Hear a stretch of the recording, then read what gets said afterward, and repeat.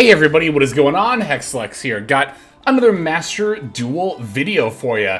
Coming at you with some more Mathmech. This time around, I'm just kind of using the same Mathmech build from our last deck profile.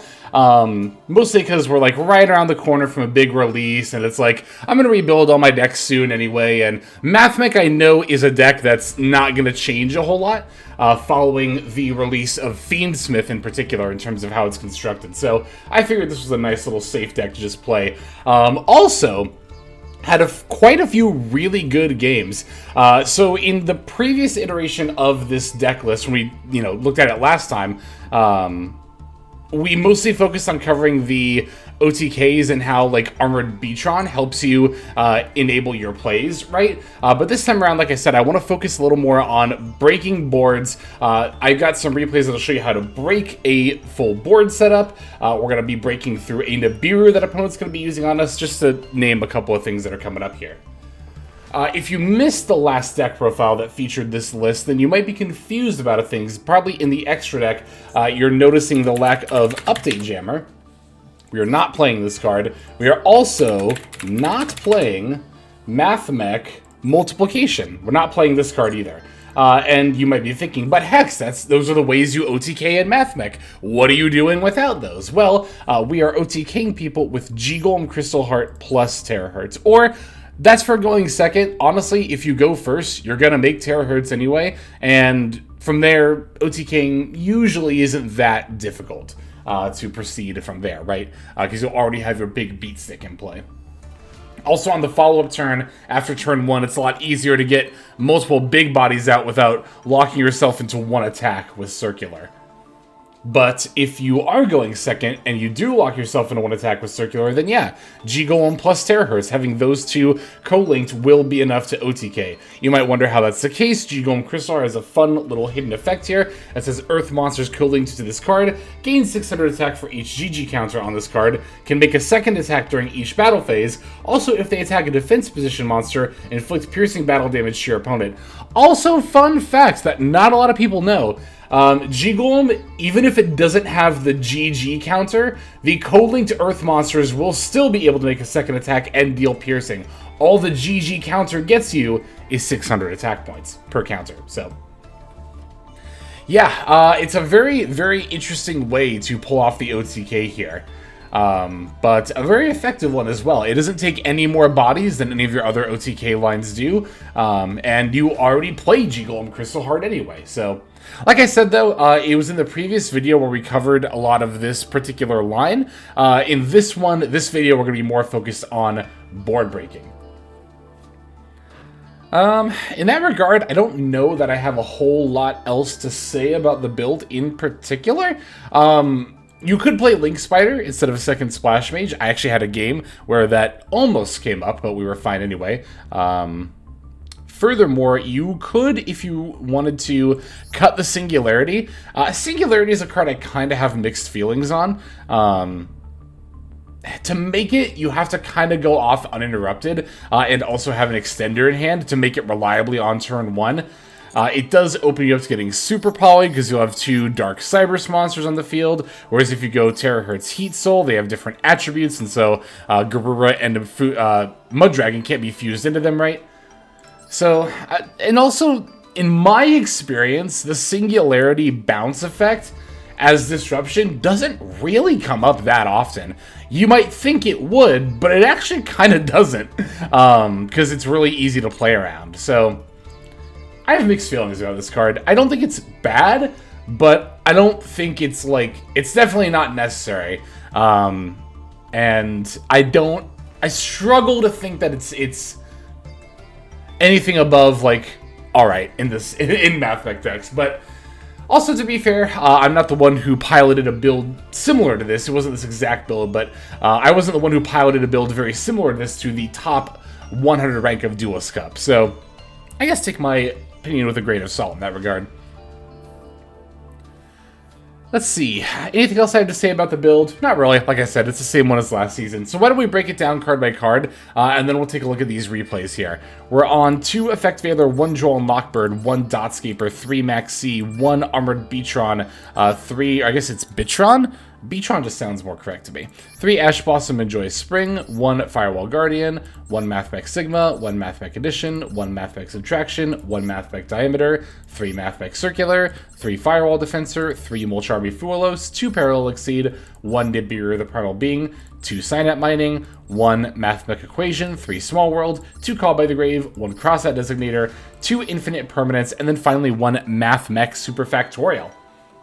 And there's our main deck. For the extra, we're on 1 Cyber Save Worm, 1 Prime Mathmech Laplacian, 1 Prime Mathmech Almbertian, 1 Mirologic Aggregator, 1 Salamangreat Almirage, 1 Lingaribo, 1 Link Decoder, 2 Splash Mage, 1 G-Golem Crystal Heart, 1 Transcode Talker, 1 Decode Talker Heat Soul, 1 Access Code Talker, 1 Firewall Dragon Dark Fluid Neo Tempest Terahertz, and finally 1 Firewall Dragon Singularity. That's going to do it for this build. Let's take a look at these games. Okay, our first opponent is going to be on Tenpai, and in this game, I will demonstrate us playing through not just any hand trap, but Nibiru, the mother of all hand traps. Well, I guess you could argue that maybe Maxi is the mother of all hand traps, but... Alright, so for this opening hand, we're getting a pretty good example of why Fuelos isn't bad in this deck. Being a level 4 monster, well, to be fair, all of your hand traps can go into Almirage and be used to combo that way, but Fuelos being level 4 in particular lets you go into Almbertian, so between Fuelos and Subtraction, we are good to go in that regard. Circular Dump Sigma, Sigma effect to revive itself. Circular F, we already have Super Fact, so we're going to get Equation. Now, I'm going to link off the Almbertian and the Sigma in order to make Splash Mage. And the way that I'm going to set up my Super Fact is I'm going to dump the diameter off of my Terahertz. That's something you do quite a bit in Mathmech.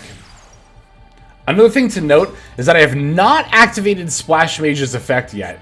If you can get away with activating Splash Mage later as opposed to right when you first summon it, that's pretty much always better, for reasons you'll see here in a moment.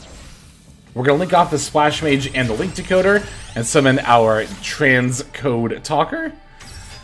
Link Decoder will summon itself, and our opponent is going to choose to Nibiru us right here. I'm going to chain Maxi, and there's actually a specific reason why I chained Maxi. That's because I'm going to get 2 draws off the nib. Now, if I play Link Spider instead of the second Splash Mage, I wouldn't need 2 draws to find follow-up to continue comboing. I could simply Equation for a Mathmech monster. Of course, then I would link the token into Link Spider, link those 2 in a G-Golem Crystal Heart. We're going to go to keep playing. Here I need to use Maxi's 2 draws, 1 off Nib, 1 off the token, in order to find an extender. That might seem like a bit of a Hail Mary, but if you really think about it, we have Parallel Exceed, we have Mathmech Addition, we have 2 Synapse Mining, we have 3 Small World. That's 3, 2, 2, 1. That's a total of, what? 8 cards. 8 cards in our 32 card deck. That is a 1 in 4 chance just off the first draw to find an extender, and we get 2 draws. So I think it's worth it here. There's not a lot of situations where I would Maxi in response to turn 1 Nib. This is one of them, though. And as you can see, we find the Parallel Exceed off one of those 2 draws. So very much rewarded. I'm going to Equation for the Subtraction back. Now I can link off the Subtraction to summon Lingaribo. From there, I can special summon Parallel Exceed. Parallel Exceed effect will summon another copy of itself from the deck. I'm going to link off the Lingaribo and the Parallel Exceed to make G-Golem Crystal Heart. I'm going to put G-Golem in the right EMZ. That way G-Golem can not only summon the Transcode in the zone below, but then Transcode can summon Splash Mage in the zone to the right. Now we're going to link off Transcode, G-Golem, and Parallel Exceeds in order to make our Terahertz. And I still have not activated Splash Mage yet. So we actually get to use the Splash Mage effect here, bring back one of our Cyberse monsters, and then link it off with the Splash Mage in order to summon our Heat Soul. Alright, Heat Soul F, we get to draw, it's even a Veiler, another hand trap, and there we go. So that is us comboing through the turn 1 Nibiru. And again, the only reason I needed Max C here is because I don't play Link Spider. If you played Link Spider, you would not need to have used Max C here in order to full combo despite your opponent playing Nibiru. So cool. This is the thing I love about Mathmech. Just being able to play through so much. It's ridiculous. It's awesome. Draw phase, I'm going to use both Terahertz and Heat Soul to dump the D-Save Worm and then draw a card. Opponent's going to lead with the Feather Duster. No need to D-Save. I'll simply chain the Prime Mathmech, or not Prime Mathmech, just regular Mathmech Super Factorial. Summon Circ, Diameter, and Subtraction. Those are, of course, going to go into the Laplation. I get to remove the Nibiru as well as snipe a card from the opponent's hand, on top of having an Omni Negate. And like I said, we still have the D-Save Worm too. Yeah, I think there are some players who would be a little bit too focused on trying to get max value, like sending a monster spell in, trap off the Laplation, and might have D-saved that Harpy's Feather Duster, but yeah, I don't think that was the call. I'm definitely going to Veiler this Pydra. Now they only have one card left in hand, and I have my Omni Negate still in the Laplation. They're going to overlay the Pydra into Typhone. Typhone effect, detach, and I'm going to actually negate that with the Laplation. Because they can't summon any more monsters this turn, I'm fine using my Omni Negate now. Yeah, they can battle over the Laplation here, that's completely fine, because I can still just battle, yeah, exactly, I can battle over their Typhone with the Kaiju, and I already have 4,900 points of damage aside that on the field between the Heat Soul and the Nib token. Would not have been difficult, I could have just normal summoned the, what's it called? The Armored Beatron, linked it off with the Heat Soul for Access Code Talker, would have come out at 5,300, enter battle phase, battle Kaiju over Typhone for 100 damage, and then 5,300 access code plus 2,600 token is 7,900. That would have actually been exactly 8,000. So, very easy way for lethal there. But there we are. Our first game. Let's go ahead and take a look at the next one. Alright, our next game is going to be up against Voiceless Voice. This time we're going to be going second, and minor spoiler alert, we're not really going to be able to significantly stop the Voiceless players' line here. Well, it's not even a spoiler. You look at this hand, and it's pretty apparent. So, this will be us playing through the full turn 1 Voiceless Voice combo line. Alright, opponent's going to use Extrav, activating Blessing of the Voiceless Voice, pitching Saphira in order to mill the Ritual spell, adding Skull Guardian. Normal summon Low, Blessing activate. Low also gets to activate here, so yeah, they're already starting to pop off pretty well here. Placing the Trap card, Blessing sacking off the Low in order to Ritual summon out the Skull Guardian. Alright, from here, Skull Guardian and Low get to both activate their effects. Low, of course, will revive herself, giving the Skull Guardian the ability to negate, and then Skull Guardian will end up adding Soravis here. Radiance of the Voiceless Voice is going to activate, putting back the Ritual spell in order to add another Low. Setting a card, Blessing activates here, targeting Saphira and adding that back to hand, before our opponent ends up passing. So, I mean, I don't know, obviously whatever you call full combo might be a little bit different, but we have to deal with the Skull Guardian, we have to deal with the Continuous Trap card. That's usually what you have to deal with when you're playing against Voiceless, so let's see how we can do that. Now, we're obviously pretty well equipped between, honestly, Circular and Parallel Exceed alone is good enough, but having Addition as well, mwah, icing on the cake. Ash Blossom arriving right on time, but I suppose if nothing else, we have another option to get something like Maxi or Fuwa if that comes down. Circular is going to mill the Sigma, and my opponent is immediately activating the Skull Guardian here to negate and destroy, which I don't think is necessarily a misplay. Yeah, I think that's actually fine here. Now, next I'm going to go into Sigma, and my opponent's going to immediately activate the Radiance of the Voiceless Voice. This, I think, is actually a misplay. So, it's something that I talk about quite a bit. The fact that it's not just about setting up your turn 1 board, you gotta use it correctly. This is the exact kind of scenario that I'm referencing when I talk about that. I want to make a whole video about this someday. Yu-Gi-Oh! Players 100% undervalue the skill of using negates on a board you set up. People will act like, oh, they set up 5 negates, that's pretty much an FTK. In spite of people saying they like Exodia, an actual FTK. anyway. But yeah, people are like, oh, 5 negates is pretty much an FTK. And it's like, well, I mean, yeah, it's hard to play through. Also, it's very rarely actually 5 negates. But there is still a skill involved in playing out those negates correctly. You're seeing firsthand here what a kind of lack of that skill will punish you for. I'm going to punish my opponent super hard here. I have another, you know, extender in my hand. I haven't even normal summoned yet. Like, I didn't even need addition here. I could have normal summoned Ash Blossom, linked into Almirage, and then still Parallax Seed and comboed off. Now here I decided to call by the Ash Blossom in spite of the fact that I had one in hand, because I figured if my opponent had Maxi or Fuelos, they 100% would have activated it by now. So I'm not scared of negating my own future Ash Blossom potentially. Plus, like I said before, if I really need to, because I still have my normal summon, I could normal summon Ash Blossom and link off for Almirage for an additional body.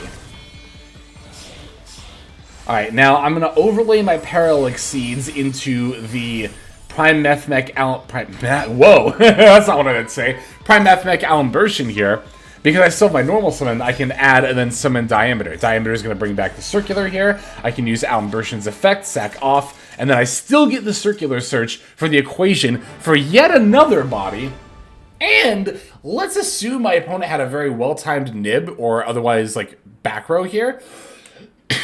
And like completely stop me from setting up. I still have Super Factorial. I still have things to do. Mathmech is so cool. If you're really tired of your opponent resolving hand traps or going first and you not opening hand traps, I'm telling you, just play this deck. It's good. All right, I have one more game I want to show off here. Let's finish with that one. Okay, our final opponent is going to be on the Shining Sarcophagus deck, which will have follow-up support at some point. That Dark Magician Girl retrain got announced. Alright, we're taking the first turn, and this is a hand that's weird, and not in a good way.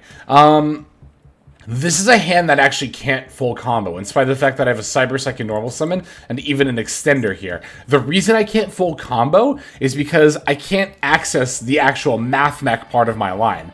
I can't go into Circular with this. I can't make Alimbertion, most importantly because I would need another level 4 monster, and I don't think I'll be able to access one with this line.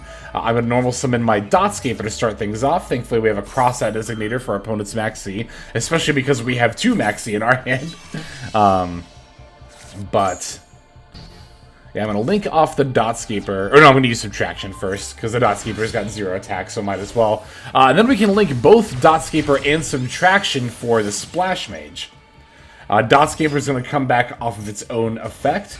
We can link off the Dotscaper for the Link Decoder. Again, I'm saving the Splash Mage so that I can use it later, in case my opponent has like a nib or something like that.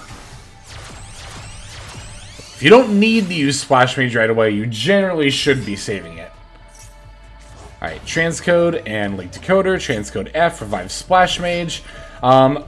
Now, I shouldn't have gone into Link Decoder here. That was a misplay because I thought I had enough materials to make Terahertz plus Heat Soul, but I actually don't. The thing that I forgot to factor in was that I started my combo with Dotscaper. My thought process was like, oh yeah, I'll summon Terahertz and I'll mill Dotscaper. And I got to this point, and then I looked at my graveyard and I was like, oh yeah.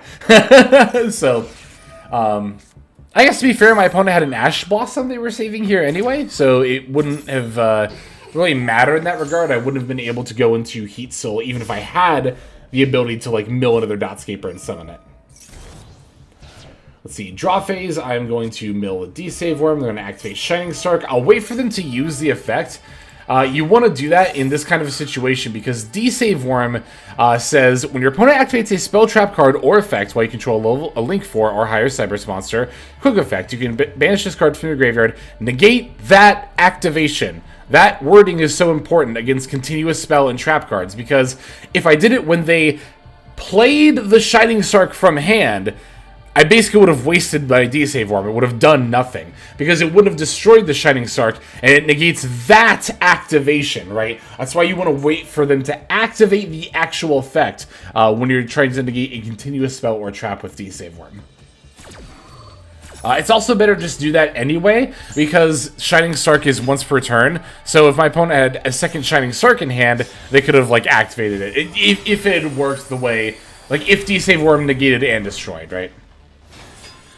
So yeah, I used Maxi, my opponent normal summoned a Joel, because I knew that the Typhone was coming. Typhone, I didn't mention this in the last game it came up, but Typhone actually can be a bit of a problem for Mathmech. Between the Terahertz and the Access Code, your main big Link 4 monsters, those have 3,000 or more attack points. I guess you could not activate Access Code's effect. I've actually had to do that sometimes, just to out a Typhone with Mathmech. Here, though, we don't necessarily need to do that. Well, maybe. We'll see. Anyway. Yeah, the circular diameter double draw there was so disgustingly good. I get to Circ, Mill Sigma, normal summon diameter, chain block the Circ search. I can even circular for super factorial here, because I already know I can't OTK this turn, because again, my way of OTKing is Terahertz, but I can't activate Terahertz while Typhone is on the field. Alright, so I'm going to search Mathmech Edition. I'll activate Edition on my Almbertian. And I'm going to move to Battle Phase real quick in the middle of my combo just to get the Typhone off the field. Again, I'm fine using my Battle Phase like this because I know I can't OTK anyway, so it's all good. Almbertian does have the Omni Negate on it. Important to keep in mind, although I'm probably going to end up comboing it off a little bit later. Here's that Splash Mage again. You can use that to revive the Subtraction, link these off into the Terahertz. They bounced it with Typhone, so it went back into my extra deck, meaning I can just summon it again. Main reason I milled the Armored Bitron there, or Bitron, whatever, is just to get more attack points for a follow-up turn, potentially. It's like I've already milled D-Save for him. I still have Aggregator, but looks like my opponent's last face-down card was Stronghold the Hidden Fortress. That's actually perfect, because I can just Super Fact literally my opponent's whole setup now. During their draw phase, I'm going to not only activate Heat Soul, but I'll flip up Super Factorial, and I can literally snipe one of each, their only card on field, their only card in the Spell Trap Zone, their only card in hand as well. Locked and loaded. Looks like their top deck was the Gadget. And yeah, they'll naturally concede after that. So there we go. There's a couple of games of playing through stuff, and then also a game playing a weird hand. Hopefully you gleaned some new info out of those Mathmech games. Super appreciate you watching the games, as always as ever. Why don't we go ahead now and move on to our outro. Hey everybody, Hexlex here. Just want to give you a huge thanks for watching all the way to the very end of the video. Believe it or not, that is actually one of the best ways that you can support the channel, is by watching the videos in their entirety. But there are many ways in which you can support the channel if you are so interested. The names that you're seeing on screen here, I gotta give an extra special thanks to, because these are people who have chosen to either become a member on YouTube, which if you're interested you can do as well via the join button next to the subscribe button down there, or have signed up over on Patreon and become members there. Link to that is going to be in the description below. Without the support that is being offered by, again, all the people that you're seeing on screen right here, I would not be able to take the time to dedicate to uploading daily YouTube videos. So thank you so very much. But there are also other ways you can support as well. Again, link to the description below. If you like my deck tracker that you'll see in a lot of my videos, the Untapped Companion, you can download that for free, and if you use my affiliate link down there, then that also goes a long way towards supporting the channel. That's again free. So is subscribing here on YouTube. That's also free and a huge way to support. You can also check out Twitch, once again linked in the description below. Following and subscribing over there will not only support as well, but also give you notifications of when I go live if you want to catch some of the live streams. But really, no matter how you choose to support, it all adds up and it all definitely means the world. So thank you, each and every one of you. For now, this is Hexlex. I'm going to be signing out, but more than that, I'm hoping that you have a fantastic day.